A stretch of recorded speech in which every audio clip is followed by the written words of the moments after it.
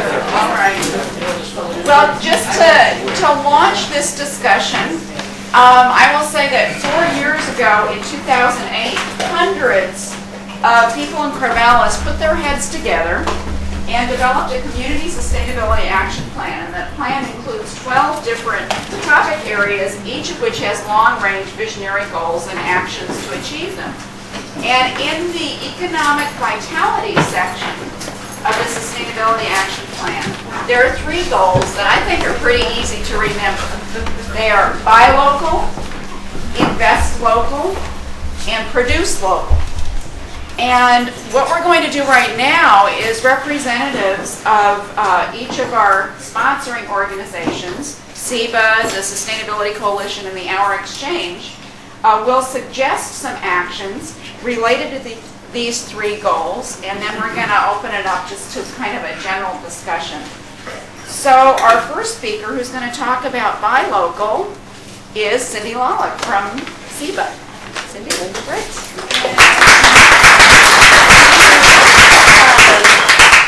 A lot of remarks that I was going to make were preempted by what the film was saying, but I think that's a great thing.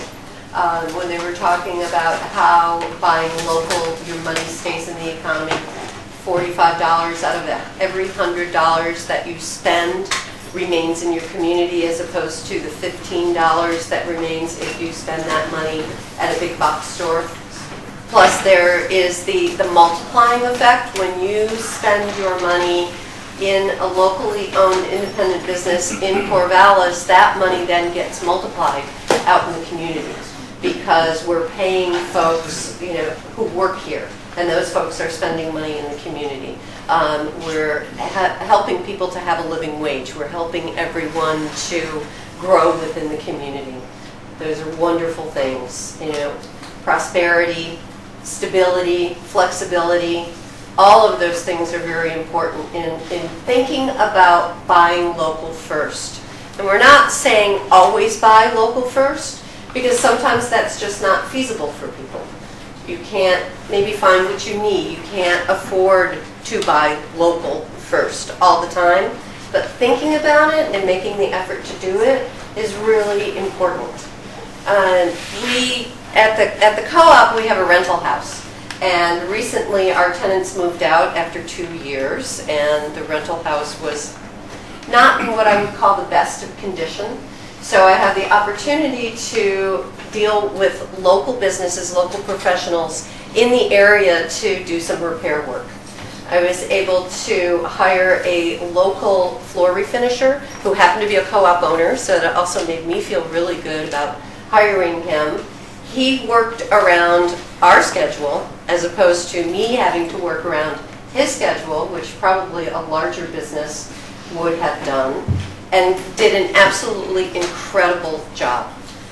The best part of this story about doing the rental house was yesterday morning I went to Corvallis floor covering, and I had called them a week ago and said I need a rug, and the carpet in the house was unfortunate after the dogs that had been living there. I need a rug for the house, and I would like that to be done as soon as possible.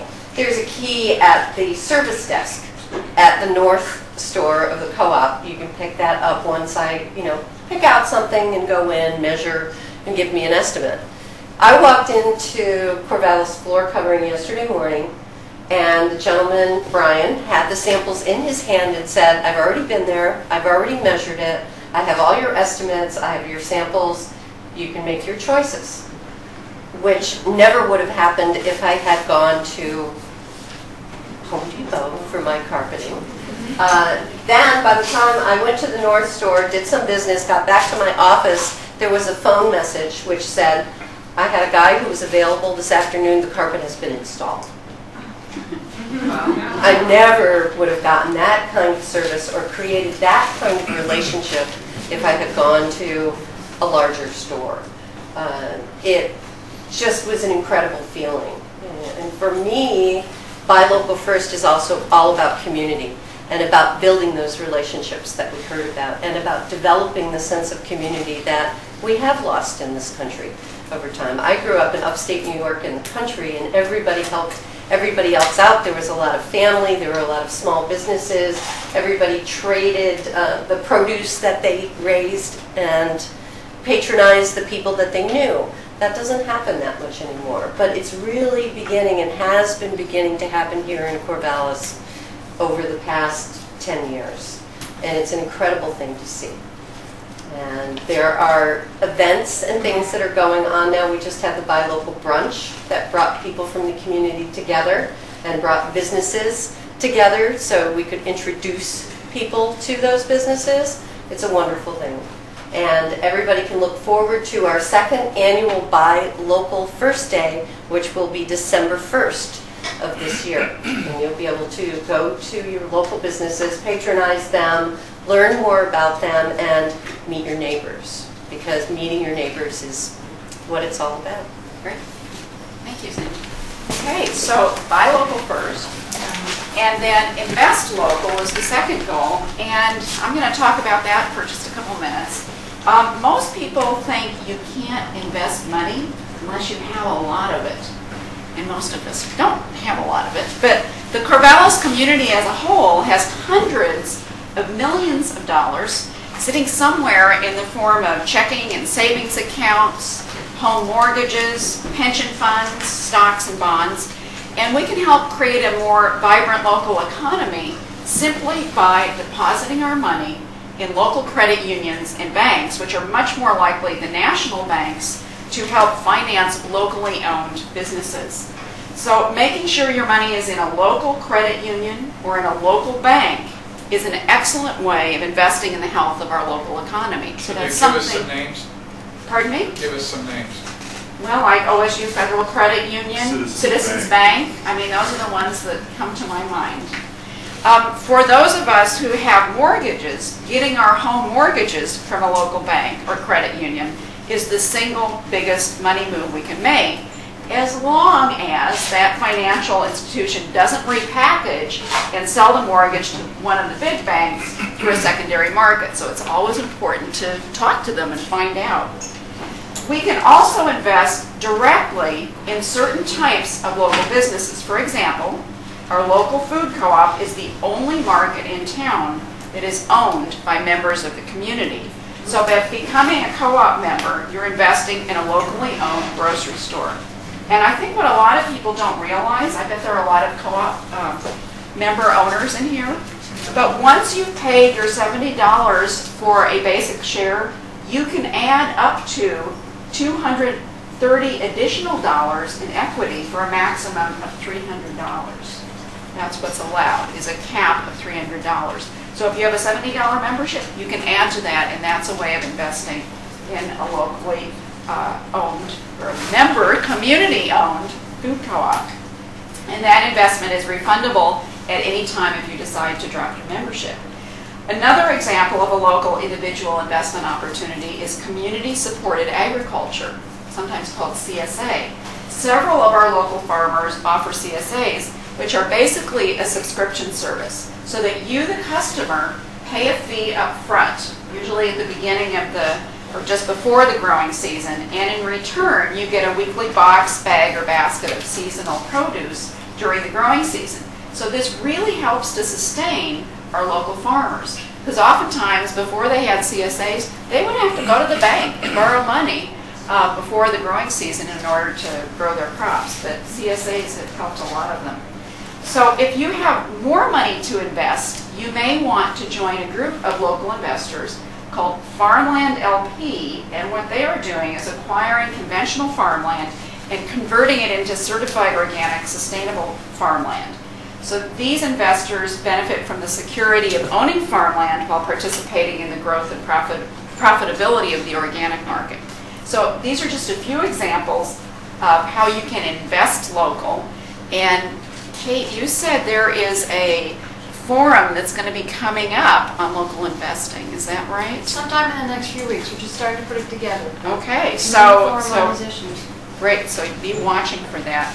And just to close my part of this, the Sustainability Coalition is looking for more people to join our Economic Vitality Action Team. Since the Buy Local First campaign is moving right along and well underway, we'd really like to focus our next efforts on Invest local on that goal. So let me know if you're interested. So we have Cheryl Good here from Our Exchange, who is going to talk about the third goal, which is produce local. Cheryl? Thank you, Annette. Juliana. And Juliana. I'm sorry. That's good. I feel like I should be here. Okay. Great, welcome. So as you said, I'm Cheryl Good. And I'm Juliana Thomas. All right, and we're on the board of the Our Exchange. And this is not like the Our Exchange that was shown in the movie. We're more like the B Note in Baltimore. We're a printed currency that gets circulated physically. So we print, make money, distribute it, maintain memberships, a membership who accepts the currency in the community. But like many things, it's simple to do, but it's not easy. And that way it can be really good too. And so we find out that sometimes we can accumulate some of these because we can't burn through them as fast as our greenbacks do, right? Can't just nickel and dime ourselves away. So we stack these up and we get to have an experience with them at some point in the local community, and we create an experience. And I wanted Juliana to share some of her experiences as a business owner and as a member of the Our Exchange. So I own Replay Children's Wear, which is down here on First Street, next door to the Earth Smart store and Mongolian Grill. And so I sell children's resale, clothing, stuff like that. Anyway, I use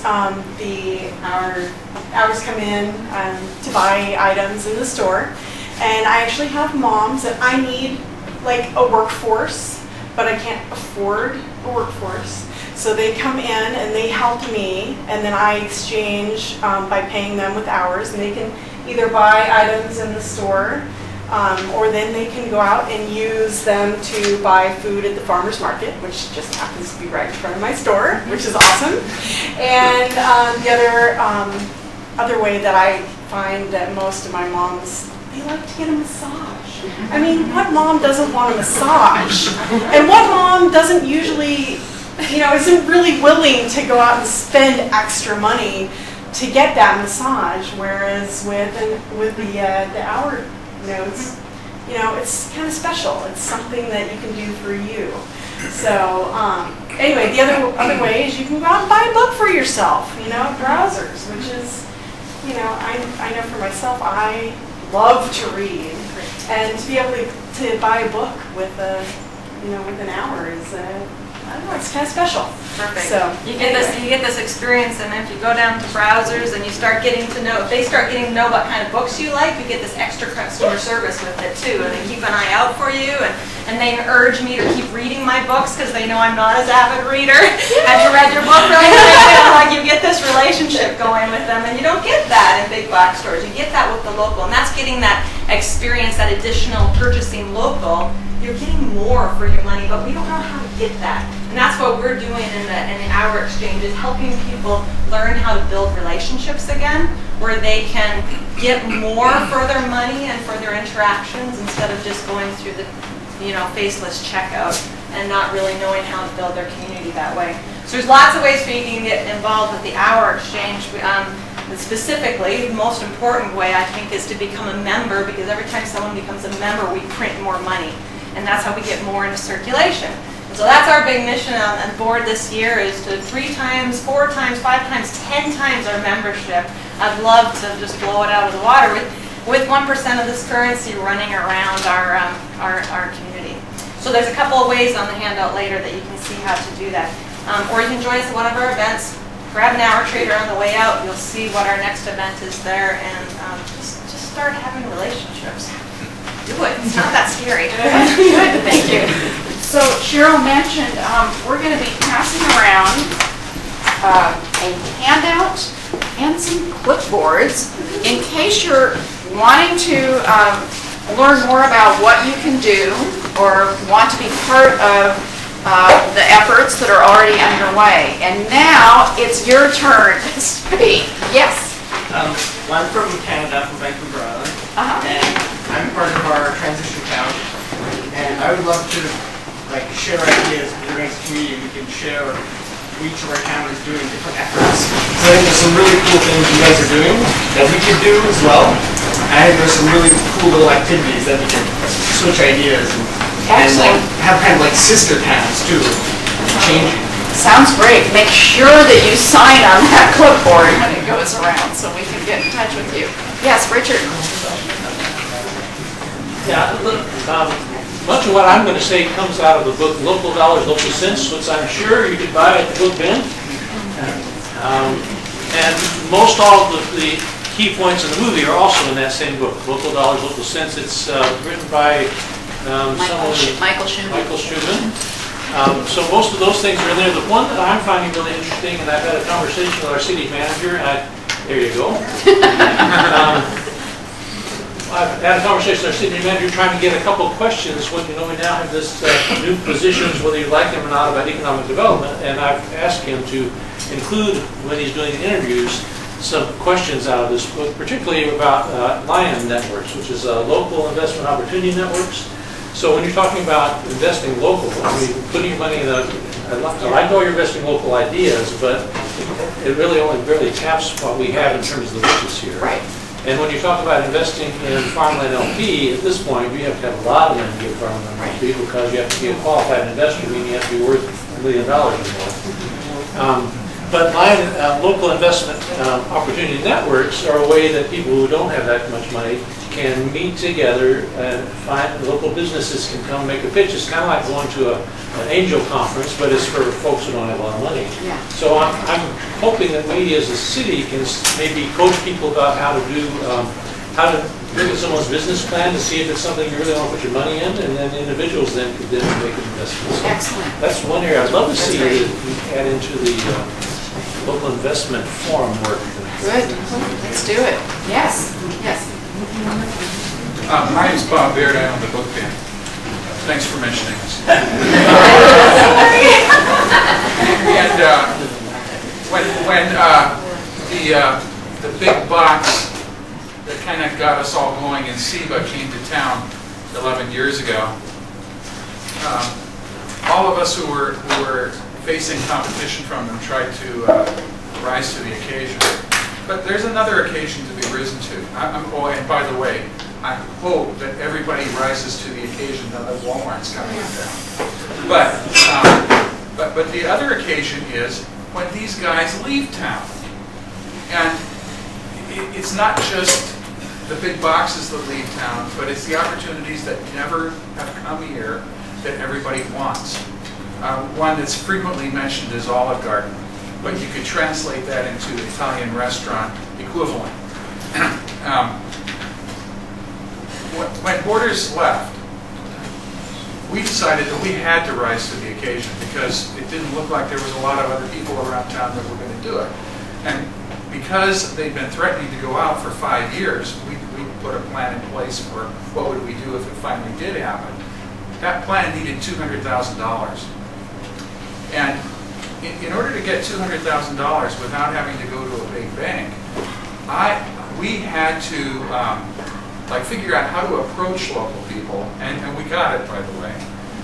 And we've since decided that we're going to be trying to provide a lot of the services that they provided that otherwise wouldn't be provided here in town. And we're not doing it, although a lot of you don't know that because we haven't been telling the whole world. But Well, what about now? What are you guys up to? well, we're doing a lot of new books that we didn't used to do. I mean, because there was no point with them here in town. But now we are. I mean, that's almost all that money went into carrying new book product. But coming up with how do you find that money? How do you put that plan in place? How do you have the extras? I mean, we've hired 7 people as a result of this. And including some former Borders employees. But that's the whole thing. And there's a lot of things that people here in town want that aren't here or are disappearing that other people have to rise to the occasion and go, oh, I could do that. Right. And that's kind of the challenge I have for all of us is if we want these things here, we've got to make them happen. Good point. It's not just, gee, I wish somebody would. Right. Right. And you don't have to be unemployed to be the person who's doing it, like was implied up there. I think it's just as important for people who are employed to help other people to figure out how. Absolutely. Thank you. So- Appreciate that. Yes, Susanna. I have a question. Probably directed to CD, well, directed to CD. I'm a member of the Our Exchange, and in the past, when I was on the board years ago, I know that we tried to approach the co-op, and we were hoping the possibility of co-op accepting our notes.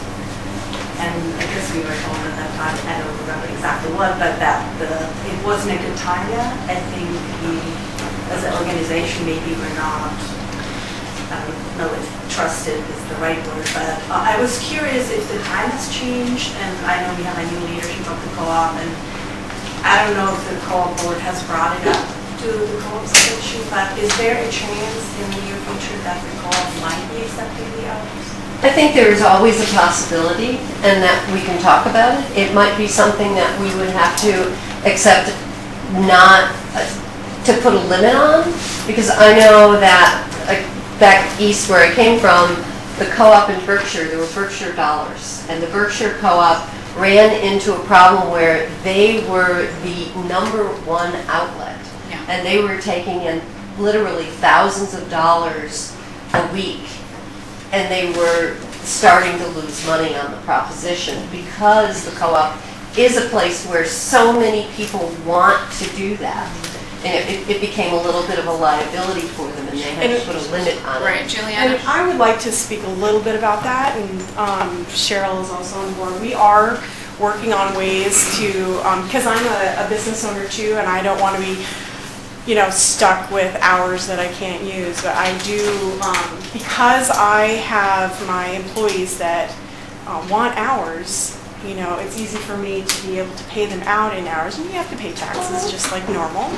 But we actually are working on a system called We Bank on Us, so that members in the community will be buying back the hours that businesses have accumulated to keep, because really our exchange is all about movement of the notes. If we don't have them in motion in the community, then they're no good, they're not helping us. And so I just wanted to let you know that we are working on getting that in motion right now. And I think that could really help, Oh, absolutely. push that through Good, to, thank you for thank you. Yes. Yes, I was working with a private school for SEBA to get the co-op to use that, and there were some issues with it. And I noticed in the film that they only do half exchanges. Right, I noticed that too. Half money and half the dollars, which makes... I'm sure there are creative ways to make it happen. Yes, we recommend that. And half is easy because it's half. It's easy to divide something in half. I haven't heard that before around here, nobody mentioned So that. restaurants take more than Is there anyone else who has a question, a comment, something that you would like to share, or? I was trying to tell a super quick story. So a friend of mine a couple months ago was playing at the Old World Center. She was playing guitar, Delaney Anderson, and so I went to see her. I had no idea what was there. I just went to see her, and I found myself at an hour exchange. There was a little market there, but I didn't know what was going on. So I saw this really pretty little crystal that I wanted to buy. So I walked up with $5, and I stood there for the longest time with my $5. And there was somebody else in front of me that the vendor was paying way more attention to, and it was a masseuse. And it was the funniest feeling that my cash had no meaning. It was kind of wonderful and weird. That's great. Great story, thank you. Anyone else? Well, maybe we should end on that one, because it's a really great story. We're free to stay as long as we want, Paul said, so if you feel like staying and chatting informally, please do so. Thank you again for coming tonight.